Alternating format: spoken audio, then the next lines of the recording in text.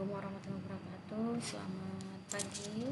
Perkenalkan, saya Ika Rizaniza. Di sini akan mencoba sharing tentang filosofi atau ajaran dari dosen pembimbing kami, yaitu Pak Dr. Ahmad Indra Siswantara, tentang konsep DEI5 atau pelajaran dasar DEI5, di mana beliau mendapatkan konsep DEI5 ini atau DEI 5 ini, Masya Allah ya, itu diperoleh dari berbagai pengalaman beliau dan inspirasinya dari pastinya dari sang pencipta dan ketekunan dalam ya hubungannya dengan sang pencipta dan dalam beribadah itu, sehingga terciptalah konsep DEI5 ini, dimana DEI5 ini terdiri dari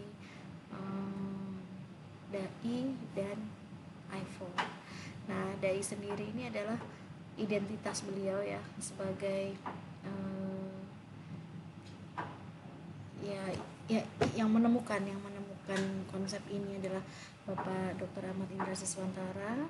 Terus kemudian dan di sini ada I4 yang lain, yang mana I4 ini terdiri dari intention, initial thinking, idealization, dan instruction. Sebenarnya konsep DEI5 yang saya pahami ini bisa kita terapkan dalam berbagai kegiatan ya, dalam berbagai ketika kita melakukan kegiatan dan problem solving begitu. Nah, ini dimulai dari intention yang 4 tadi, dimana intention ini yang pertama adalah kita harus mengetahui harus percaya kepada Tuhan. Di sini ada semua yang dikerjakan itu adalah niat. Di sini penting niat dan adanya kepercayaan kita terhadap sang pencipta.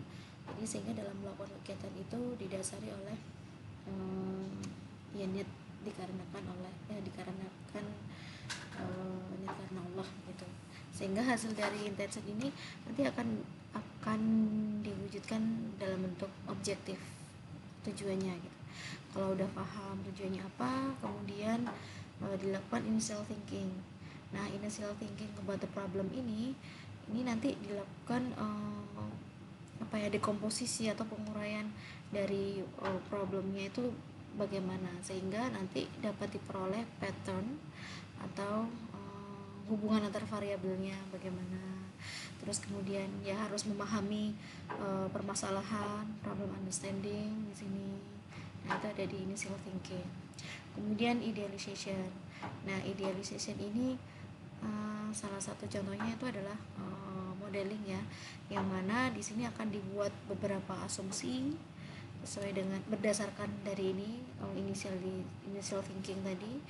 Di idealization dibuat asumsi, kemudian dari asumsi nanti akan diwujudkan atau dinyatakan dalam bentuk model atau persamaan.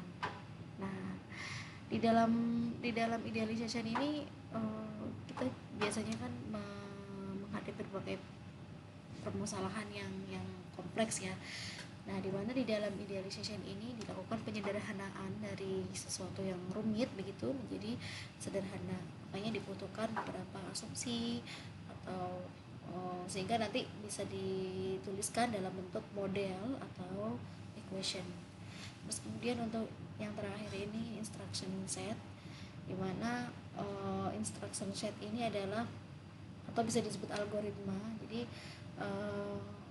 perwujudan dari tahapan-tahapan yang sudah dilakukan di tahap idealization. Jadi instruction set ketika kita sudah melakukan idealization tahap 4 ini, maka di instruction set ya tinggal melakukan itu sesuai dengan apa yang sudah disimplifikasi di sini, disederhanakan di sini modelnya bagaimana. Nah, contohnya kemarin misalkan kalau dalam suatu pemodelan penyelesaian permasalahan suatu kasus begitu ya, katakanlah gampangannya di sini adalah tujuannya untuk apa, kasus itu diselesaikan untuk apa. Terus kemudian di sini diuraikan permasalahannya pemahaman permasalahan, kemudian dekomposisi atau penguraian variabel-variabelnya apa, terus monitor variabel, nah, terus di idealization itu dilakukan pemodelan. Nah, baru di instruction set itu ketika kita udah berhasil memodelkan atau idealization di sini, baru memasukkan tahapan penyelesaiannya atau biasa disebut algoritma. Nah, dengan adanya DAI5 ini sebenarnya sangat membantu saya pribadi ya untuk menyelesaikan disertasi, karena ya dalam setiap kegiatannya tetap harus melibatkan sang pencipta gitu, Tuhan yang Maha Esa.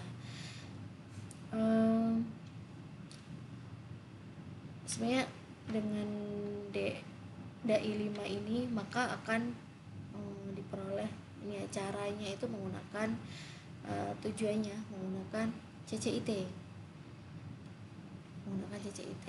Jadi DAI 5 ini untuk menuju CCIT atau cara cerdas ingat Tuhan. Jadi tujuan dari DAI 5 ini adalah untuk mendapatkan CCIT, cara cerdas ingat Tuhan.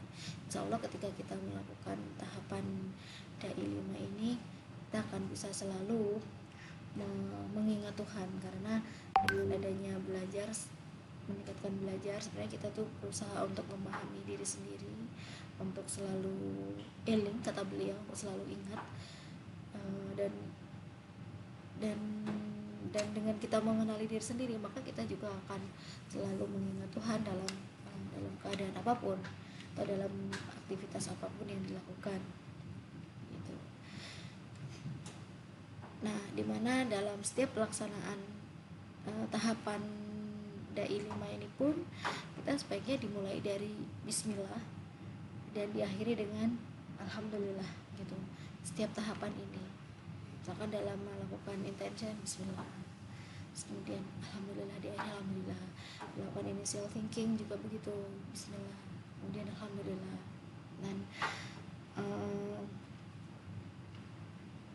Dan dalam transisi dalam melaksanakan dari tahap 2 ini, dari tahap intention menuju ke tahap initial thinking, ini perlu ditetapkan consciousness.